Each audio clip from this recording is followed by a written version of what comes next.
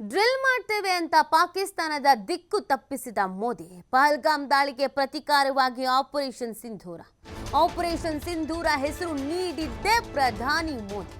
ದಾಳಿ ವೇಳೆ ಇಡೀ ರಾತ್ರಿ ನಿದ್ದೆ ಬಿಟ್ಟು ಎಚ್ಚರವಿದ್ದ ಮೋದಿ. ಯುದ್ಧದ ತಾಲೀಮು ಅಂತ ಅಂದ್ಕೊಂಡಿದ್ದ ಪಾಕಿಸ್ತಾನ, ಆದರೆ ರಾತ್ರೋರಾತ್ರಿ ಪಾಕಿಸ್ತಾನದಲ್ಲಿ ದಾಳಿ ನಡೆಸಿದ ಭಾರತ. ಪಾಕಿಸ್ತಾನದ ಹಾದಿ ತಪ್ಪಿಸಿ ದಾಳಿ ಮಾಡಿಸಿದ ಪ್ರಧಾನಿ ಮೋದಿ. ನೋಡಿ, ಸೇನೆಗೆ ಫ್ರೀ ಹ್ಯಾಂಡ್ ಕೊಡಲಾಗಿದೆ. ಏನೇ ಆಕ್ಷನ್ ತೆಗೆದುಕೊಳ್ಳೋದಿದ್ರು ತೆಗೆದುಕೊಳ್ಳಿ ಅಂತ. ಆ ಕಾರಣಕ್ಕಾಗಿ ತಾಲೀಮನ್ನ ಮಾಡ್ತಾ ಇದ್ರು. ಸುಮಾರು 10 ದಿನದಿಂದಲೂ ಕೂಡ ತಾಲೀಮ್ ಮಾಡ್ತಾ ಇದ್ರು. ಇದೆಲ್ಲದರ ಜೊತೆಗೆ ಈ ಮಾಕ್ ಡ್ರಿಲ್ ಅನ್ನೋದನ್ನ ಕೂಡ ಮಾಡ್ತೀವಿ ಅಂತ ಅನೌನ್ಸ್ ಮಾಡ್ಬಿಟ್ರು.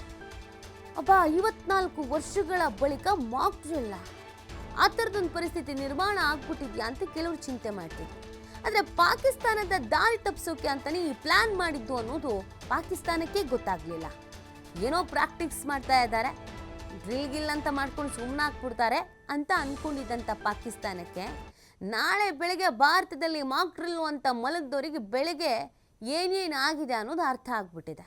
ಇದೆಲ್ಲವೂ ಕೂಡ ಪಕ್ಕಾ ಪ್ಲಾನಿಂಗ್ ಮಾಡಿಕೊಂಡೇ ಮಾಡಿರುವಂಥದ್ದು. ಅವರ ದಾರಿ ತಪ್ಪಿಸಿ, ಶತ್ರುವಿನ ದಾರಿ ತಪ್ಪಿಸಿ ಗಮನ ಬೇರೆ ಕಡೆಗೆ ಸೆಳೆದು ಈ ಒಂದು ಅಟ್ಯಾಕನ್ನು ಮಾಡಿರುವುದು ಇಷ್ಟರ ಮಟ್ಟಿಗೆ ಸಕ್ಸಸ್ ಆಗುವುದಕ್ಕೆ ಕಾರಣ ಆಗಿದೆ. ಅದರ ಜೊತೆಗೆ ಭಾರತೀಯರು ಹೆಮ್ಮೆ ಪಡ್ತಾ ಇರೋದು, ಖುಷಿ ಪಡ್ತಾ ಇರೋದು ಈ ಒಂದು ಅಟ್ಯಾಕಿಗೆ, ಈ ಒಂದು ಆಪರೇಷನ್ಗೆ ಇಟ್ಟಂಥ ಹೆಸರು ಸಿಂಧೂರ. ಯಾಕೆ ಇಟ್ಟಿದ್ದಾರೆ ಅನ್ನೋದು ನಿನ್ನೆಯಿಂದನೇ ಎಲ್ಲರೂ ಕೇಳ್ತಾ ಇದ್ದೀರಾ. ಆಲ್ರೆಡಿ ಗೊತ್ತೂ ಆಗಿದೆ, ಖುಷಿನೂ ಆಗಿದೆ. ಸಿಂಧೂರವನ್ನು ಅಳಿಸಿದಂಥವರಿಗೆ ಸಿಂಧೂರದ ಬೆಲೆ ಏನು ಅಂತ ತೋರಿಸ್ಕೊಡೋದಕ್ಕೆ ಅಂತಾನೆ ಸಿಂಧೂರ ಅನ್ನುವಂಥ ಹೆಸರನ್ನು ಇಟ್ಟಿದ್ದು.